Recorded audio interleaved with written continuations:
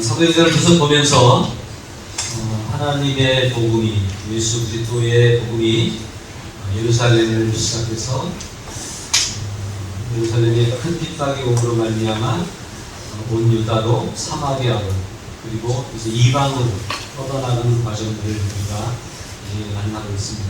그래서 담메색으로 가던 사울을 변화시키신 주님께서 이제 사울을 통해서 이방의 복음을 전할 수 있는 길을 열어가셨고, 이미 디딤을 통해서 사마리아 쪽으로 복음이 전해졌고, 베드로가 예루살렘 교회를 담임하고 있고 예루살렘 중심으로 복음을 선포하는 사도이지만, 이제 그 베드로가 지역을 순회하고 흩어져 있는 성도들을 돌아보는 그런 기회가 있었던 것 같습니다. 오늘 우리가 읽은 9장 32절의 말씀에 보면, 그때의 베드로가 사방으로 두루 다니다가 루다에 사는 성도들에게 내려갔더니, 이렇게 말씀하고 있습니다. 사방으로 두루 다니다가, 그 말씀은 아마 예루살렘 교회에만 있지 않고 베드로는 흩어져 있는 성도들을 돌아보고, 그리고 그 흩어져 있는 교회들을 돌아보는 그런 순회를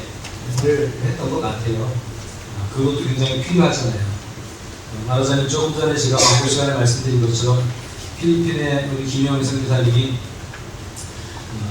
교회가 여기저기 있는데 한 군데만 머무르지 않고 이 교회도 저 교회도 돌아다니고 그 성도들을 살피고 또 가서 가르치고 수배하는 것처럼, 그런 일들이 초대교회에 목회자가 많지 않고 사도들이 많지 않기 때문에 수배하는 일들이 있었는데, 베드로가 그렇게 수배하는 과정 가운데에 루다에서 일어난 일이 있습니다. 또 그 다음에 이어지는 말씀은 욥바에서 일어난 일입니다. 루다에 있던 애니아라고 하는 사람에게 일어났던 사건, 그리고 욥바에 있던 다비다라고 하는 사람에게 있었던 사건, 이 두 사건을 이렇게 보면서 오늘 우리가 이 말씀을 볼 때에 이 애니아에게도 그랬고 또 다비다에게도 그랬어요. 베드로가 가서 일어나라 라고 그렇게 선포하니 그들이 병들었다가 일어나고 죽었다가 일어나는 놀라운 역사가 일어나게 됩니다. 그래서 오늘 우리는 일어나라라고 하는 이 말씀을 볼 때에 이 말씀이 나를 향해 주시는 말씀으로 기억하면서 언제는 우리의 심령들이 깨어 일어나는 일들이 일어났으면 좋겠습니다. 육신의 질병이나 연약함을 안고 우리가 내가 이 몸으로 뭐래 그랬던 분들이 혹시 계시다고 한다면, 하나님께서 우리에게 주시는 이 말씀, 일어나라고 하는 말씀을 마음에 새기고 성령의 음성으로 들을 때에 힘을 얻어서 질병과 모든 것들을 이기고 극복하고 일어날 수 있는 그러한 놀라운 축복이 일어났으면 좋겠습니다. 한 가지 더, 오늘 사실은 본문의 말씀을 통해서 제가 여러분들에게 전하고 싶은 내용은 사명 앞으로 일어나 나아갔으면 좋겠다, 그런 말씀을 드리고 싶습니다. 오늘 베드로가 이렇게 순회하며 사방으로 두루 다니다가 루다에 이르렀을 때에 루다에 사는 성도들을 만나게 됩니다. 거기서 누구를 만났죠? 거기서 애니아라는 사람을 만났는데, 그 사람의 형편은 중풍병으로 침상위에 누운 지 8회나 되는 사람이었습니다.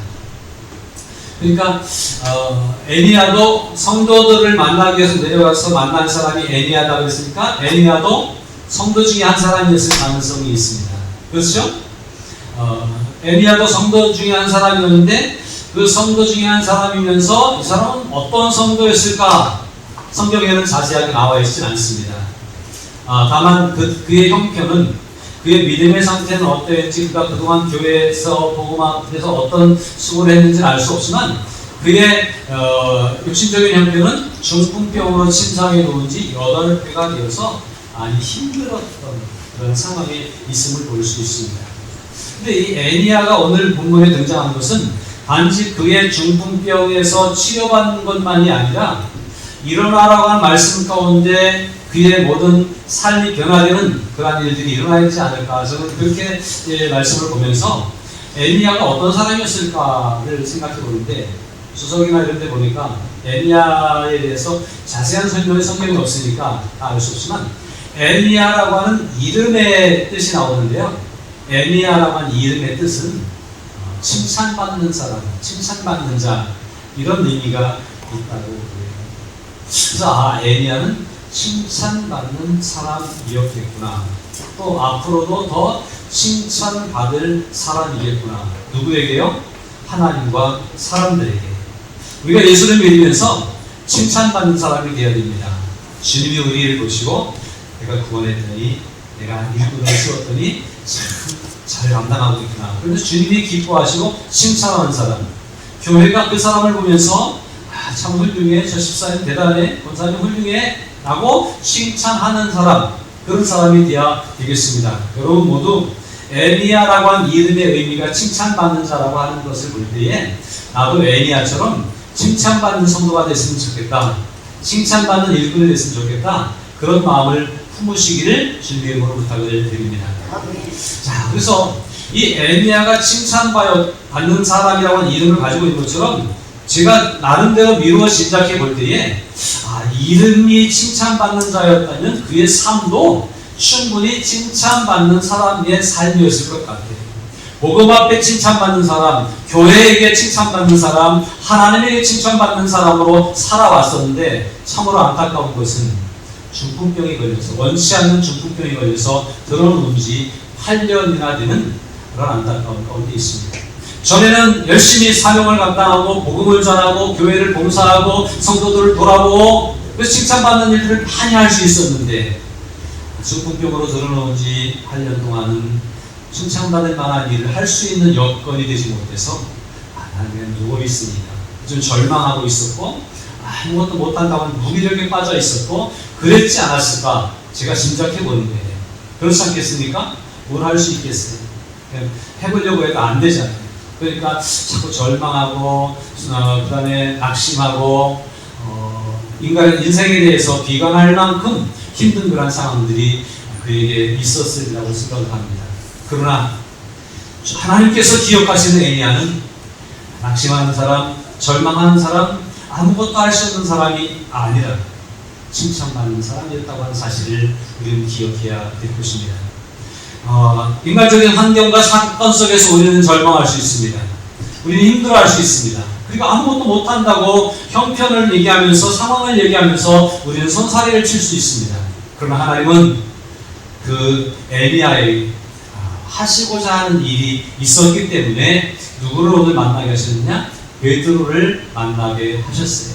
그래서 이 중풍병으로 침상에 누운 지 8년이나 되었던 에리야가 베드로를 만남으로 말미암아 그 삶이 변화되어서 이전처럼 칭찬받는 사람이 될 수 있는 길이 열려지게 되었다고 하는 사실이에요. 나는 아무것도 못해. 내가 이제 뭘 하겠어? 혹시 여러분들 내가 나이 들어서 이제 뭘 하겠어? 혹시 그런 분 계십니까? 그러나 주님 앞에 부르심을 받는 그날까지 우리가 무언가를 통해서 하나님 앞에 칭찬받을 수 있는 사람이라고 하는 사실을 기억하시기 바랍니다. 못하는 게 아니에요. 안 되는 게 아니에요. 우리는 할 수 있습니다. 주님은 우리에게 거룩한 성도라고 하는 이름을 주셨고 그 이름에 합당한 칭찬받는 삶을, 믿음의 삶을 살기를 원하셔서 오늘도 이 말씀을 우리에게 주셨고 혹시 우리 가운데 중풍병을 앓아놓은 지 8년이나 됐던 에리야가 처했던 상황같이 힘들고 어려운 일들이 있다 할지라도 에리야를 통해서 역사하신 하나님께서 우리에게 그런 역사를 보여주시기를 원하고 우리가 다시 칭찬받는 사람으로 회복되고 일어나서 사명을 감당하는 사람 되기를 원하셔서 이 사건을 보여주셨다고 저는 믿습니다. 그래서 이 에리야를 만난 베드로가 어떻게 하죠? 34절에 보니까 베드로가 이르되 에리야야 예수 그리스도께서 너를 낫게 하시니 일어나 내 자리를 정돈하라 한데 곧 어떻게 됐어요? 일어났죠. 물론 기적 같은 일이 일어났죠. 그래서 이 말씀을 보십시오. 일어나 내 자리를 정돈하라. 그냥 일어나라가 아니에요. 자리를 정돈하고 일어나는 거예요. 일어났다가 다시 누울 자리를 만들어 놓지 말고 이제 일어나서 정돈하고 칭찬받는 자리로 나가도록 이렇게 말씀하시는 음성으로 우리가 다 같이 들었으면 좋겠습니다. 우리는 안 된다고 하는, 힘들다고 하는, 난 할 수 없다고 하는 절망감에 빠질 때가 참 많습니다. 그도 그럴 것이 우리가 경제적으로 여유롭지 못하잖아요. 우리가 육신적으로 건강하지 못하잖아요. 안고 있는 질병이 있고 상황과 형편들이 우리를 꼼짝 못하게 발목 잡고 있는 일들이 참 많잖아요. 그래서 그런 것들 때문에 그런 것들이 우리를 그냥 꼼짝 못하게 하고 더 이상 칭찬받지 못하게 하고 더 이상 사명을 감당하지 못하게 발목 잡는 일들이 우리 신앙생활에서도 얼마든지 일어나고 있습니다. 그래서 이제 나는 이제 못해, 과거에 했으니까 그러면서 그냥 주저앉아 있을 수 있는데, 주님은 오늘 베드로를 통해서 우리에게 주시는 말씀 가운데 일어나 내 자리를 정돈하라고 말씀합니다. 안 된다고 생각했던 그 자리, 불가능하다고 생각했던 그 현실, 이것으로는 못한다고 했던 그 모습들, 이것을 정돈할 수 있길 바랍니다. 물론 내 모습으로는 안 됩니다. 내 형편으로는 불가능합니다. 그러나 예수 그리스도께서 나와 함께 계시면 불가능은 없는 줄로 믿습니다. 할 수 있거든요. 무슨 말이냐? 믿는 자에게는 능히 모든 일을 할 수 있다고, 불가능이 없다고 주님이 우리에게 말씀하고 있지 않습니까? 이 말씀처럼 우리는 정돈해야 돼요. 난 안 돼라고 했던 그 자리, 그냥 깔고 앉아있던 그 자리, 포기했던 그 자리를 깨끗이 정돈하고 희망의 자리로, 가능성의 자리로, 믿음의 자리로 나아갈 수 있는 우리들이 되어야 됩니다. 베드로가 에니야에게 일어나 내 자리를 정돈하라 그랬더니 에니야는 그 불가능에, 그 짓눌렸던, 8년이나 억눌렸던 그 자리를 툭툭 털고 일어났습니다. 그냥 일어났을까요? 아마 정돈을 했을 겁니다. 그 정돈만 하고 끝났을까요? 이전처럼 칭찬받는 자리로 다시 나아갔을 것이고, 칭찬받는 일을 계속 감당했을 줄로 저는 이루어진 자 기도합니다. 사랑하는 여러분, 오늘 저와 여러분을 향해서 주님이 하시는 말씀이, 오늘 베드로가 에니야에게 던졌던 이 말씀, 이런 말씀입니다. 일어나라, 내 자리를 정돈하고, 안 된다고 하지 마라, 못한다고 하지 마라, 내 자리를 정돈하고 칭찬받는 그 자리로, 할 수 있는 그 자리로 나아가라고 그렇게 말씀하고 있음을 영의 음성으로, 성령의 음성으로 들으시기를 주님의 이름으로 축복합니다. 이걸 누가 한 거예요?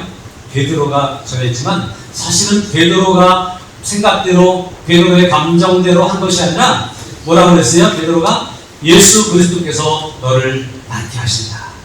안 된다고 했던 것 예수께서 치료하신다는 거예요. 못한다고 했던 것 예수께서 치료하신다는 거예요. 우리의 형편이 열악하고 힘든 것 주님이 치료하셔서 할 수 있게 하시겠다고 말씀하고 있습니다. 이 음성이 오늘 저와 여러분의 심령을 울린다고 한다면 우리에게 앞으로 어떤 일이 주어져도, 어떤 사명이 앞에 다가와도 감당할 수 있게 될 줄로 믿습니다. 일어나시기를 주님의 이름으로 축복합니다. 그 다음에 일어났던 일은 이제 좀 자리를 옮겨서 여기가 지금 어디죠? 이 에니야가 있었던 자리는 어디냐면 에니야는 루따에 있었잖아요. 루따는 예루살렘에서 한 40km 정도 되는 거리에 있었대요. 그러니까 거기까지 순회한 거예요. 그런데 거기에서 또 한 17km 정도 더 가는 욥바라고 하는 지역에서 일어났던 일입니다. 아직 베드로는 에니야가 있는 루따에 거하고 있었어요. 그런데 베드로가 이렇게 순회하고 있다고 하는 것들을 이미 욥바에 있는 성도들은 알고 있는 상태였겠죠. 그런데 베드로가 아직 오기도 전에 어떤 일이 일어났냐면 거기에 다비다라고 하는 여제자가 있었는데 그 이름을 번역하면 돌아가라, 선행과 구제하는 일이 심히 많더니라고 그렇게 말씀하고 있습니다. 여기에 다비다가 있었어요. 그런데 이 다비다는 어떤 사람인가요? 앞에 에니야는 그 사람이 어떤 일을 했는지 모르는데 그 이름을 비추어 볼 때에 하나님께서 그에게 에니야라고 하는 이름을 주신 것을 볼 때에 그는 칭찬받을 만한 일을 한 괜찮은 성도였다라고 짐작해서 말씀을 드렸는데, 여기는 좀 구체적으로 다비다는 어떤 사람이었냐? 여제자였다 이렇게 말하고 있어요. 여제자. 여제자라고 하는 얘기는 옛날에는 이제 예수 믿는 사람들은 다 제자로 일반적으로 불렀어요. 네? 일반적으로 예수 믿는 사람들을 그냥 다 제자라고 불렀어요. 사도들을 제자라고 부르기도 했지만 그냥 주님의 복음을 따르는 사람들을 제자로 불러줬는데 그 중에 여제자였는데 그냥 모든 믿는 사람 중에 한 여자 성도였다 이런 얘기일 수도 있어요. 그런데 또 한편으로 볼 때에 특별히 다비다의 이름이 거론되고 그가 여제자였다라고 강조하는 걸 때 그 역시 열심히 교회를 섬기고 복음의 일을 감당하는 사람이었다라고 짐작해 볼 수 있습니다. 또 구체적으로 그가 어떤 일을 했는지가 여기 설명하고 나오고 있는데 선행과 구제하는 일이 아주 많았다는 거예요. 옛날에는 교회들이 어려웠잖아요. 또 성도들의 형편이 어려웠잖아요. 그러니까 이 선행과 구제를 통해서 어려운 사람들 도와주는 일들이 교회가 하는 거의 주된 사업이었을 수도 있어요. 우리 교회도 초기 시절에는, 우리 한국 교회도 기독교 역사 초기 시절에는 그렇게 많이 구제하는 일을 했어요. 지금도 여전히 하고 있지만 지금은 구제에 집중하지 않습니다. 다른 여러 가지 일들을 하고 있어요. 그런데 선행과 구제하는 일을 앞장섰고 다른 사람들에 비교해 볼 때 신이 많이 했다. 그러니까 이 다비다는 좀 경제적으로 유력한 사람이었을 가능성도 있습니다. 또 어쨌든 본인이 구제받는 대상이 아니라 구제하는 사람이 되어서 사람들을 많이 구제했는데 힘이 많았다. 이런 얘기는 아주 구제가 이 사람의 전문적인 주된 사명이었고 그 일을 잘 감당했던 사람이에요. 뒤에 39절에 가서 보면 베드로가 일어나 그들과 함께 가서 이름에 그들이 데리고 다락에 올라가니 모든 과부가 베드로 곁에서 울며 도르가는 다비다의 다른 이름이죠. 그들과 함께 있을 때에 지은 속옷과 겉옷을 다 내보이거늘. 이 다비다가 죽었는데 그 다락에 모셔놓고 그리고 거기에 많은 성도들이 특별히 그 지역에 있는 많은 어려운 사람들 여기에 모든 과부가 이렇게 얘기하잖아요. 그 과부들은 그 시대에 어려운 사람들의 대명사예요. 정말 어렵게 살던 사람들이 이 도르가 다비다의 도움을 받아서 속옷도 만들어주고 겉옷도 만들어주고 그래서 그것으로 이렇게 도움을 받았던 사람들이 모여서 다비다의 죽음을 슬퍼하고 있는 현실을 볼 때에 주로 이 사람은 옷을 만들어서 주는 일, 헐벗은 사람들을 입혀주는 일을 많이 했나 보다 라고 이렇게 생각을 하고 있습니다. 그러니까 이 다비다, 도르가라고 한 여인은 열심히 주님을 섬기면서 할 수 있는 대로 자신의 재산을 털어서 가난한 사람들을 도와주고 입혀주는 일에 앞장섰던 헌신적인 사람이 있어요. 충성된 하나님의 일꾼이었습니다. 이런 사람들도 교회에 꼭 있어야 되는 거죠. 그래서 이렇게 열심히 잘 일을 했는데 문제는요. 열심히 일하더니 다비다가 원인이 무엇인지는 잘 알 수 없는데 그가 병들어 죽게 되었다고 하는 사실이에요. 그때 병들어 죽음에 시체를 씻어 다락에 누이니라 이렇게 말씀하고 있어요. 그래서 시체를 씻어 다락에 누였다고 하니 장례 절차가 이미 진행이 되고 있다라고 하는 그런 얘기겠죠. 그리고 여자들이 와서 다비다를 생각하면서 슬퍼하면서 막 애통해하는 그런 모습으로 장례 절차가 진행되고 있는 상황이었습니다. 다비다가 이전에는 구제를 많이 했습니다. 선행의 일을 많이 했습니다. 잘 감당했습니다. 정말 에니야가 칭찬받았던 것처럼 칭찬을 계속 받았던 사람이었을 것입니다. 참 훌륭한 성도였고 참 교회에 꼭 필요한 좋은 일꾼이었을 겁니다. 그런데 문제는 그가 병들어 죽었다고 하는 거예요. 물론 누구나 다 죽음을 맞이할 수밖에 없어요. 저도 죽을 것이고 여러분들도 다 돌아가실 겁니다. 그렇죠? 그 누구나 맞이할 수밖에 없는 그런 상황이에요. 근데 오늘 저는 이 사건 속에서 이 복음의 말씀에 사도행전 9장에서 다비다가 죽은 것을 에리야의 그 중풍병을 소개한 누가를 통해 하나님이 하신 거죠. 또 하나님께서 이 다비다를 소개하는 것을 볼 때에 단순히 때가 돼서 죽은 것으로 끝난 것이 아니라 이 죽음이라고 하는 것은 다른 의미의 죽음일 수도 있겠다라고 해석하고 싶은 거예요. 육신의 죽음은 다 맞이할 수 있어요. 그러나 다른 의미에서 그 구제하고 선행을 일삼고 좋은 일을 많이 하고 칭찬받고 꽤 괜찮은 사람이라고 그런 들었던 사람이 죽었다라고 하는 얘기는 그것이 멈춰졌다고 하는 얘기죠. 구제가 멈춰졌다고 하는 얘기예요. 선행이 멈춰졌다고 하는 얘기예요. 더 이상 할 수 없게 되었다고 하는 얘기예요. 병들어서 그랬고요. 죽어서 그랬습니다. 그러나 오늘 이 다비다의 모습을 생각해보면서 오늘 저와 여러분들의 모습 가운데 내가 옛날엔 꽤 괜찮은 사람이었는데 내가 왕년에 이랬었는데 혹시 그런 분 안 계십니까? 옛날에 열정적으로 섬겼던 은혜 받았을 때에 그때 막 하나님이 뜨겁게 성령을 주셔서 역사하셨을 때에 이랬던 그 사명에 충실했던 그 모습 그 모습으로 잘 섬겼을 때도 있었는데 어떻게 하다 보니까 어떻게 또 푸른 마을교회 실력 없는 목사님 만나서 살다 보니까 혹시 다 죽진 않았습니까? 그럴 수도 있지 않을까 하는 생각을 했어요. 저도 그래요. 저도요. 주님이 저를 처음 부르실 때 종으로라도 줬사오니 그 말씀으로 저를 부르셨고, 또 목회를 처음 시작할 때 목사 안수 받을 때 네가 나를 사랑하냐라고 하는 음성으로 부르셨어요. 그래서 저는 아무것도 없지만 그 지금 사랑한다고 하는 고백 하나 가지고 시작을 했는데, 지금 좀 그때보다는 좀 여유로워져서 그럴 수도 있는데 또 식어져서 그럴 수도 있지 않을까, 그런 생각이 들기도 해요. 그때 그 열정이, 그때의 그 뜨거움이 아니 식었구나, 아니 느슨해졌구나, 그런 생각이 들 때도 사실은 있습니다. 여러분은 어떻습니까? 그 은혜 받아서 가슴 뜨거웠던 그 감동을 지금까지 계속 유지하고 있습니까? 지금도 계속 뜨겁습니까? 계속 열정이 살아나고 있습니까? 아니면 그땐 그랬지 그러고 추억으로만 기억하고 있습니까? 어쩌면 우리에게도 수시로 끊임없이 계속 우리의 열정이 식어지고 죽어지는 일들을 경험하게 될지도 모르겠습니다. 그런데 좋은 일을, 부지하는 일을 감당할 수 없었던 다비다가 누구를 만납니까?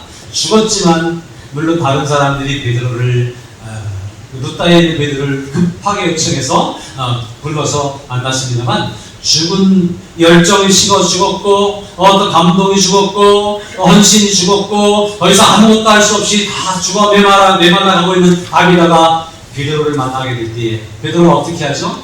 베드로가 와서 사람들을 다 내보내고 무릎을 꿇고 하나님께 기도합니다. 베드로를 만나는 게 아니라 하나님을 만나야 되기 때문에 그렇습니다. 오늘 저 여러분들이 무릎 꿇고 기도하면서 하나님을 만나는 역사가 일어나길 바랍니다. 하나님은 우리가 죽어있는 것을 원치 않습니다.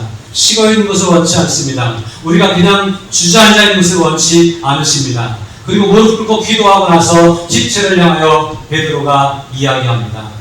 시체를 향하여, 죽은 사람을 향하여 얘기하는 거예요.